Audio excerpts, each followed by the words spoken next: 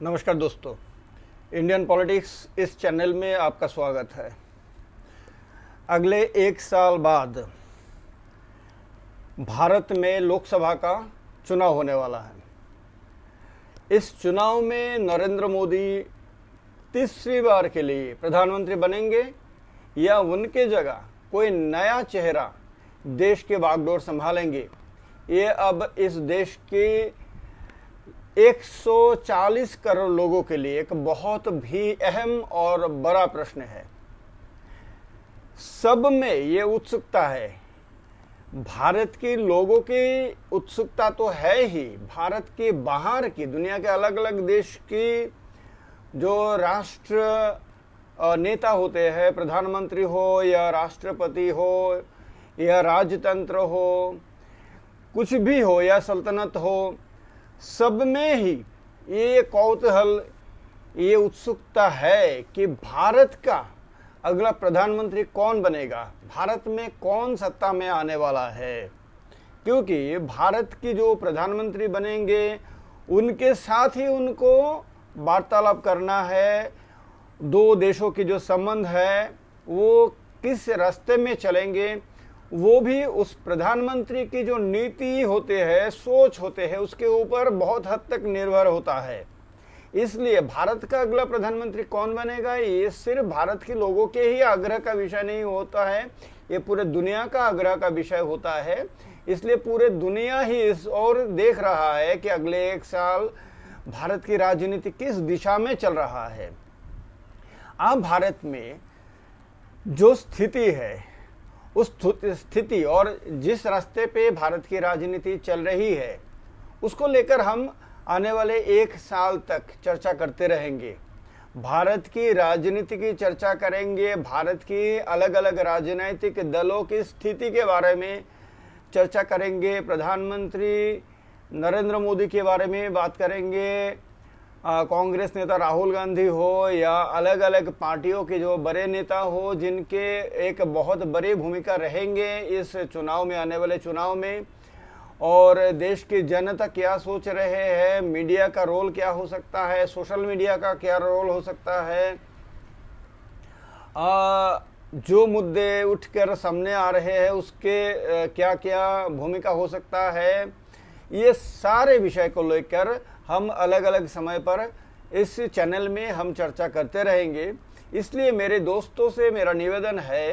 कि जो अभी तक इस चैनल को सब्सक्राइब नहीं किए हैं वो तुरंत ही इस चैनल को सब्सक्राइब कर ले, ताकि आप खुद भी इसके साथ जुड़ सकें और ये जो वार्तालाप होगा, चर्चा होगी, इसमें आप भी भाग ले सकें। क्योंकि मेरा जो मकसद होता है वो होता है आप सबको जुड़ना, एकत्रित करना, और आप भी अपना मत, जैसे मैं अपना ऑब्जर्वेशन में आपके सामने रख रहा हूँ, वैसे आप भी अपना जो अनुभव होता है, अपना जो ऑब्जर्वेशन होता है, जो सोच होता है, उसको आप भी रख सके। इसलिए मेरे इस कमेंट बॉक्स में, जो वीडियो के नीचे जो कमेंट बॉक्स होता है, उसमें आप भी अपना मत प्रकट कर सकते हैं और उसको मैं यहाँ पर पढ़ के मैं सबके सामने रखूँगा, ताकि आप क्या सोच रहे हैं वो मेरे सारे दर्शक भी जान सके और आपको भी पहचान सके कि आप क्या कह रहे हैं, आप कौन है। इसलिए ये प्लेटफॉर्म मेरे सारे दर्शकों के लिए एक बहुत ही एक अहम मौका है, जिसमें वो भी अपना परिचय पूरे देश के लोगों के सामने कर सके। इसलिए मैं आह्वान करता हूँ कि पहली बात तो ये है कि आप जो नए मेरे व्यूअर हैं वो मेरे चैनल को सब्सक्राइब कर ले। इंडियन पॉलिटिक्स आपके जो सब्सक्राइब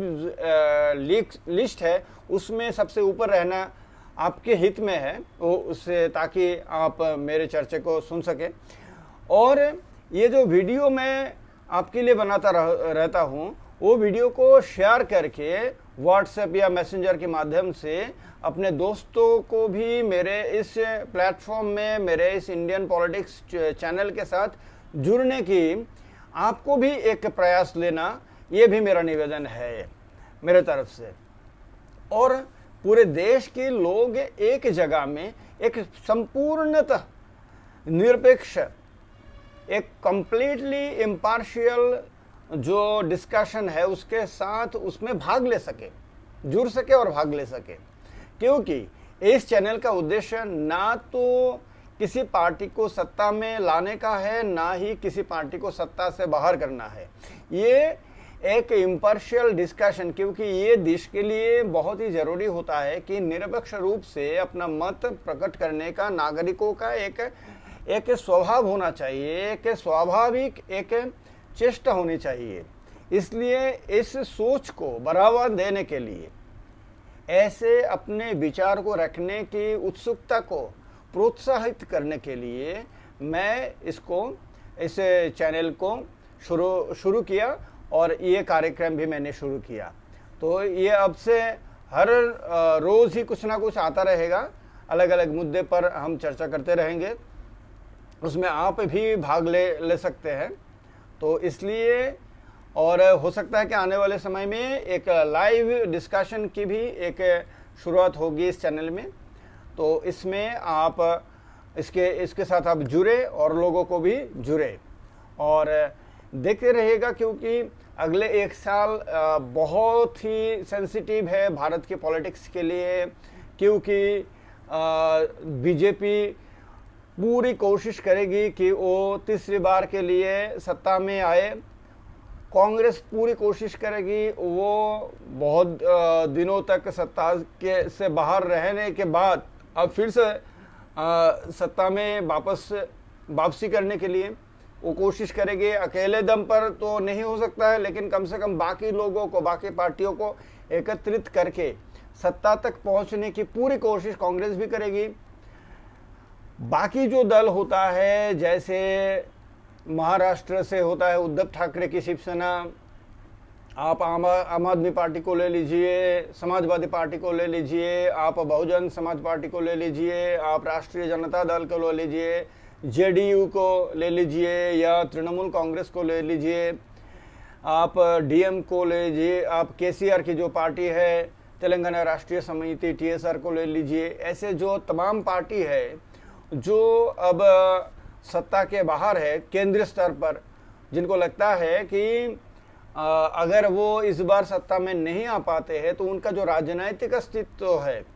वो खतरे में पड़ जाएगा, इसलिए उनको वापस केंद्रीय सरकार में हिस्सेदारी मिलना या बीजेपी की जगह एक नए शक्ति को सत्ता तक पहुंचाना उनके लिए बहुत ही ज़रूरी है। वो उनके लिए अब स्ट्रगल फॉर एग्जिस्टेंस कह सकते हैं हम। और जैसे नीतीश कुमार आगे आके अभी कोशिश कर रहे हैं कि सारे विपक्ष दल को एकत्रित करना। अब जैसे शरद पवार ने एक मुहिम छेड़ा है, ममता बनर्जी भी आगे आ रही है, सतपाल मलिक भी अपने तरफ से कोशिश में लगे हैं, राहुल गांधी की कोशिश कर रहे हैं, अलग अलग पार्टी, अलग अलग जो राष्ट्रीय स्तर के जो नेता है सब कोशिश में है कि एक अकेले एक पार्टी के लिए ये संभव नहीं है कि नरेंद्र मोदी जैसे एक बहुत ही इंटरनेशनल स्तर की एक नेता, आज के भारत में सबसे बड़ा नेता, एकदम बिना संदेह कि ये कह सकते हैं कोई भी कि नरेंद्र मोदी जैसा एक बड़े शख्सियत अब पूरे भारत में कोई दूसरा नहीं है और जिनकी एक पहचान पूरे दुनिया में बन चुके हैं। ऐसे नेता को सत्ता से हटाना एक बच्चों का खेल नहीं है, एक बहुत ही कठिन, जो घर घर तक पहुंच चुके हैं। हर व्यक्ति के दिमाग में नरेंद्र मोदी एक हिस्सा ले रखे हैं, पॉजिटिव हो या नेगेटिव हो, कुछ भी हो, लेकिन एक हिस्सा वो ले चुके हैं। ऐसे एक नेता और बीजेपी जैसे एक बहुत बड़े पार्टी, जिस पार्टी का एक संगठन बहुत बड़ा संगठन है, उसमें डेडिकेटेड एक फोर्स है, उसमें भी एक इंटेलेक्चुअल स्ट्रेंथ है। ऐसे एक पार्टी को सत्ता से बाहर करना किसी एक पार्टी भारत में अब ऐसा नहीं है जिसके लिए संभव हो। इसलिए इनके लिए मजबूरी है कि बाकी सारे पार्टी, छोटे छोटे जो पार्टी होते हैं, सबका जो छोटा छोटा जो हिस्सा है उसको एकत्रित करके एक बड़ा शक्ति बना के उस बड़े शक्ति को लेकर ही बीजेपी और नरेंद्र मोदी को टक्कर देना, ऐसा अब उनके लिए जरूरी बन गया है और इसलिए इसका चेष्टा भी शुरू किए हुए हैं। अब देखना है कि अगले जो एक साल है खास करके जो प्रक्रिया अभी चल रहे हैं वो अगले 6-7 महीने में क्या गुल खिलाती है, कितना हद तक ये सफल होता है, इसमें कितना आम आदमी पार्टी के अरविंद केजरीवाल कितना इसमें मदद देता है, कितना मदद ममता बनर्जी देती है, कितना मदद समाजवादी पार्टी देती है, बहुजन समाज पार्टी बीएसपी के जो मायावती है वो आगे आती है या नहीं, ये सारे विषय को अब देखना है। इसलिए पूरे देश के लोगों की अब ये बहुत ज़्यादा आग्रह की केंद्र बन चुके हैं, इसलिए इस विषय पर चर्चा होना भी ज़रूरी बन गया है। तो हम भी इस चैनल के माध्यम से समय समय पर अलग अलग जो उभरते हुए जो मुद्दे हैं उस पर चर्चा करते रहेंगे। तो आप इसमें जुड़ते रहिए, दोस्तों को, मित्र को, अपने पहचाने लोगों को भी जुड़ते रहिए, सब जुड़े, एकत्रित हो। इस चैनल में इंडियन पॉलिटिक्स में निरपेक्ष रूप से चर्चा होगी और चर्चा आपके हित में होगी, देश के हित में होगी। सबके लिए बहुत बहुत बधाई और मेरे साथ जुड़ने के लिए एक बार फिर मैं आमंत्रण देता हूं कि इस चैनल को आप सब्सक्राइब कर ले, वीडियो को अच्छा लगे तो लाइक ज़रूर कर ले, ना लगे तो वो भी बोल देना, कमेंट बॉक्स में आप भी अपना मत ज़रूर प्रकट करना। और सबके कुशल मंगल हो, ये भगवान से प्रार्थना है। नमस्कार, जय हिंद।